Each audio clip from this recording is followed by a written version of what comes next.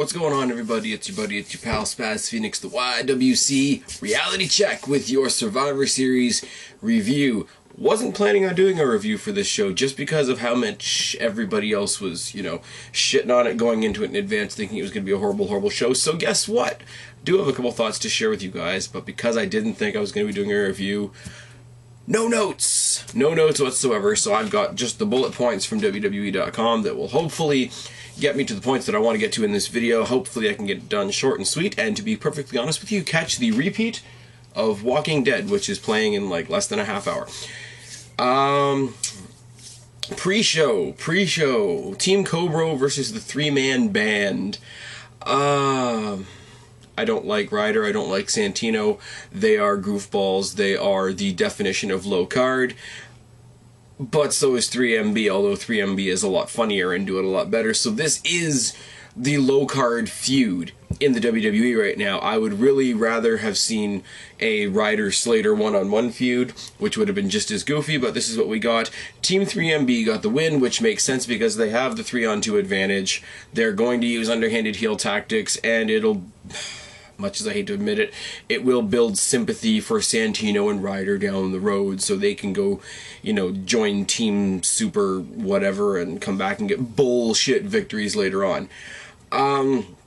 Match was alright. Match was a pre-show match. You could have, plucked it from a dark match or from an episode of Superstars or whatever.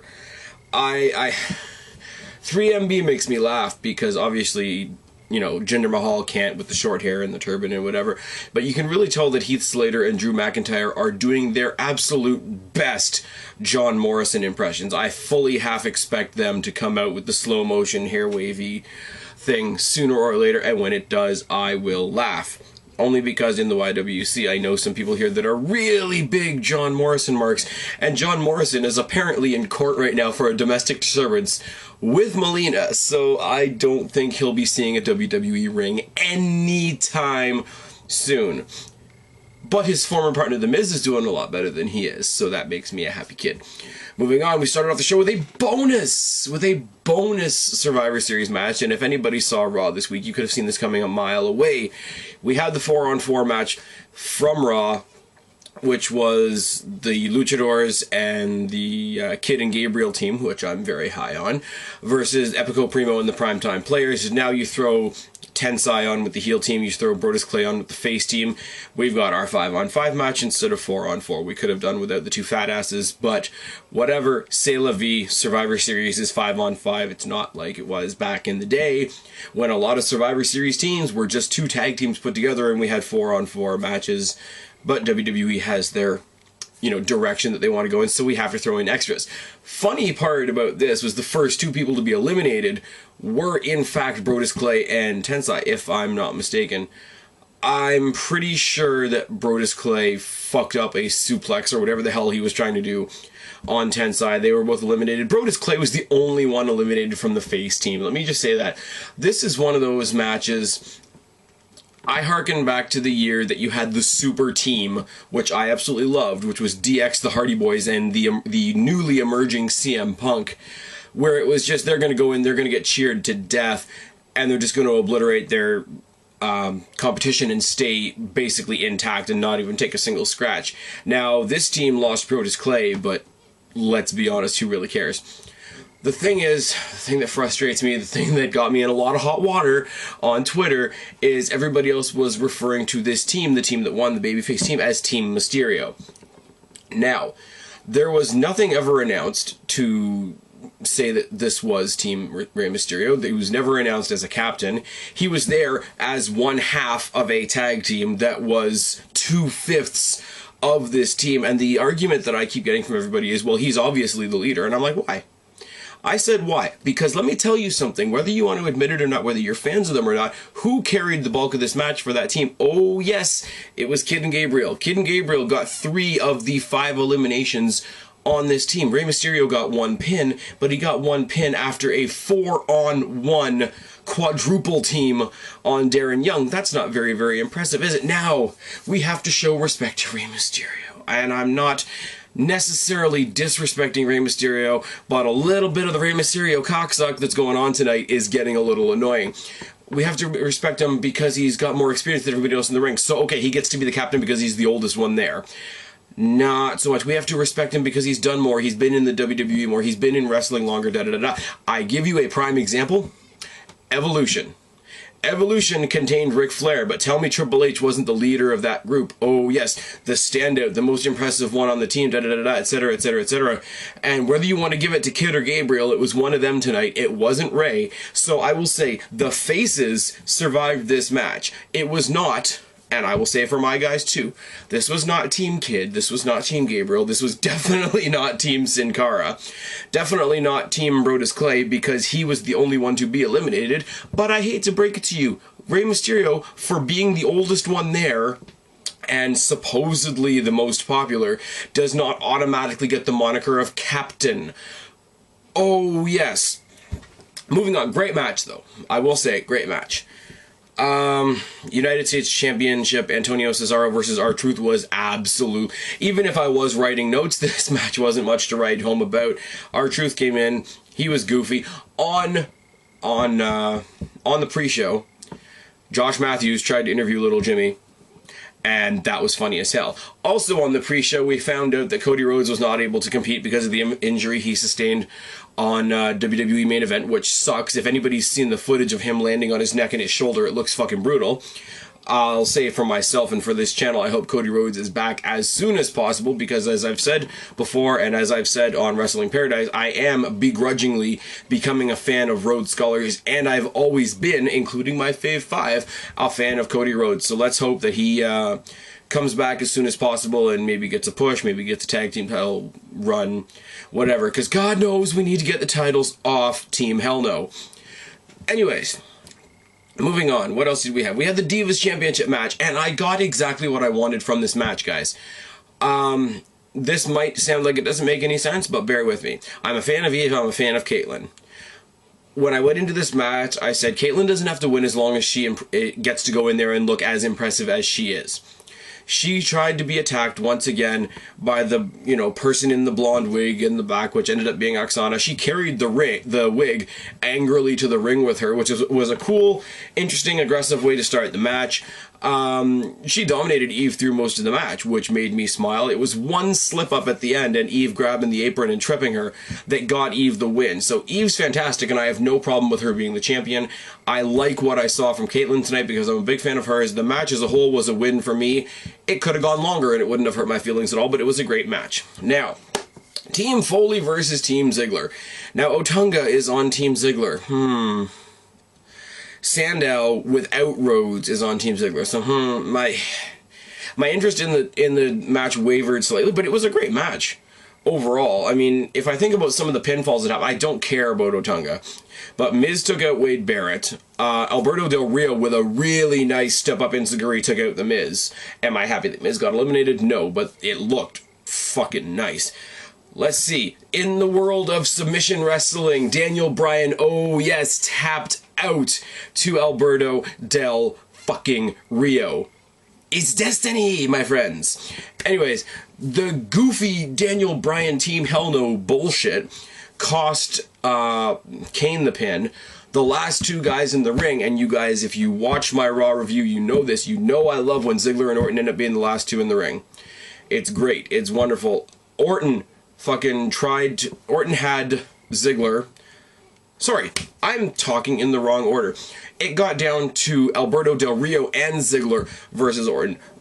Del Rio tried for the cross arm breaker, which Orton fucking beautifully countered, like fluid, into an RKO, while he had previously posted Dolph Ziggler on the ring post. From the ring post, picks up Ziggler, tries to go for an RKO. Ziggler holds onto the ropes. Orton misses and Ziggler pulls out a sweet chin music. Oh yes, Ziggler is the sole survivor, beating the sole survivor Randy Orton. Made me smile a lot. Sheamus versus Big Show. What can I say? Sheamus went for the brogue kick at the end. Show pulled the referee in the way. The referee got brogue kicked. And yeah.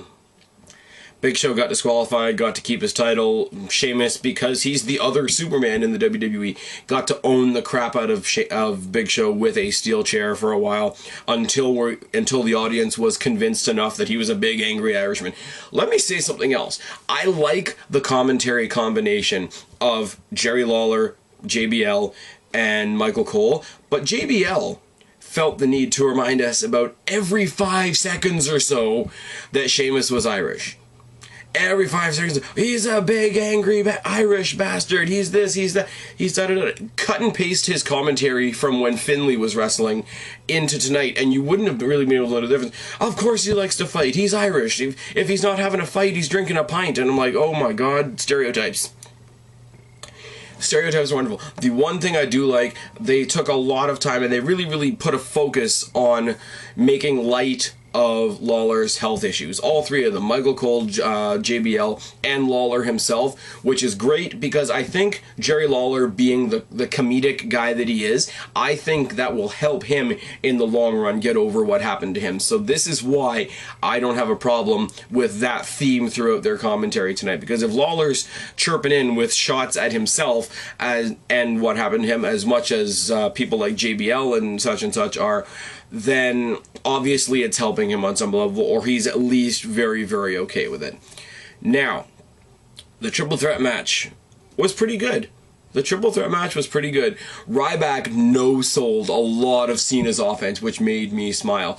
We saw the big turning point outside the ring where Cena and Punk kind of give each other the nod, and they start actually double-teaming Ryback long enough to put him through a table, which I thought was very, very interesting. I ended up tweeting at one point, has CM Punk truly made a deal with the devil? Devil obviously being John Cena in this case, not Paul Heyman.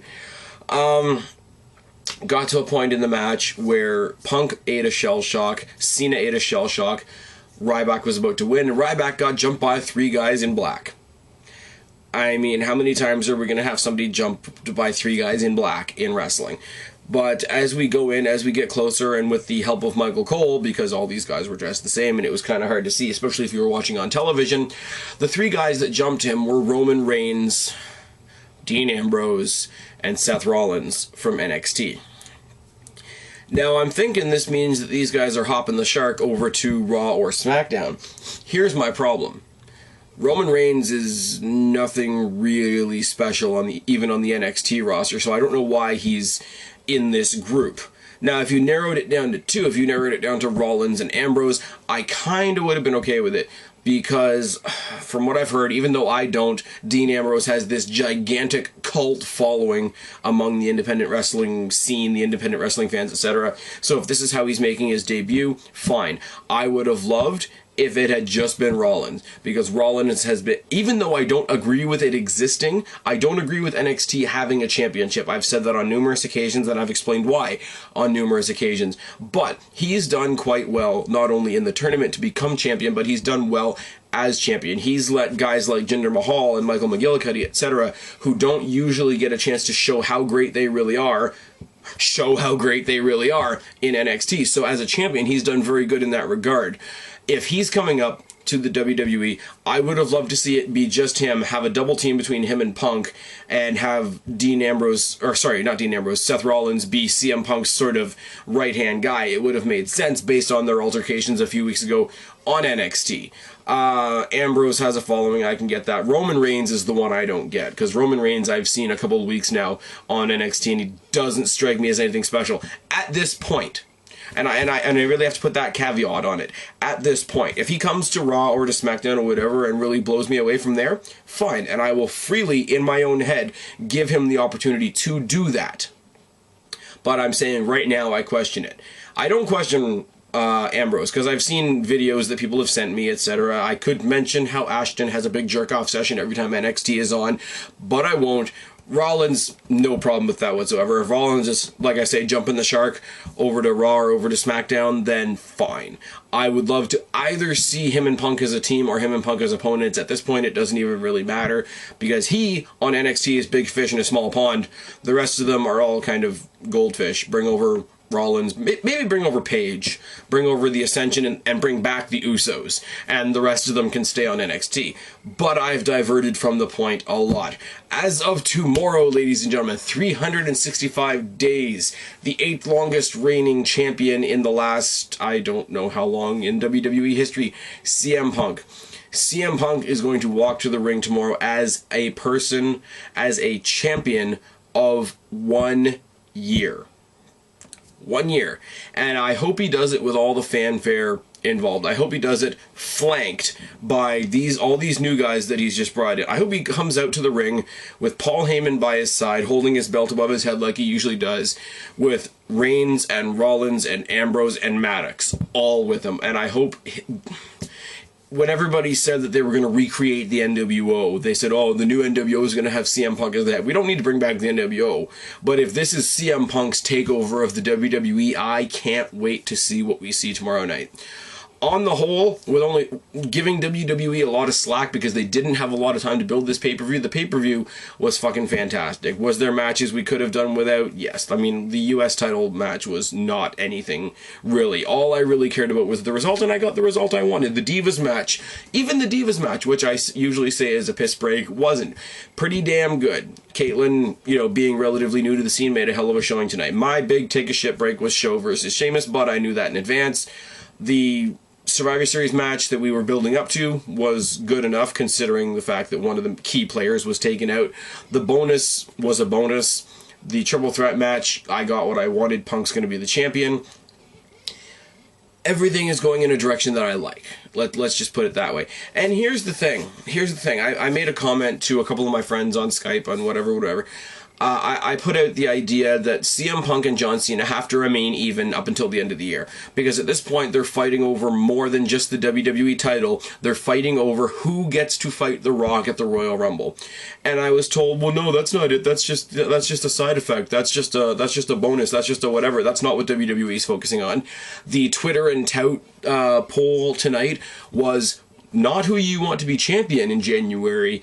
Who do you want to see face The Rock in January? So I guess it is what WWE is focusing on, and it pains me, but I hope it's Cena, so we get Rock Punk at Mania. I'm just saying.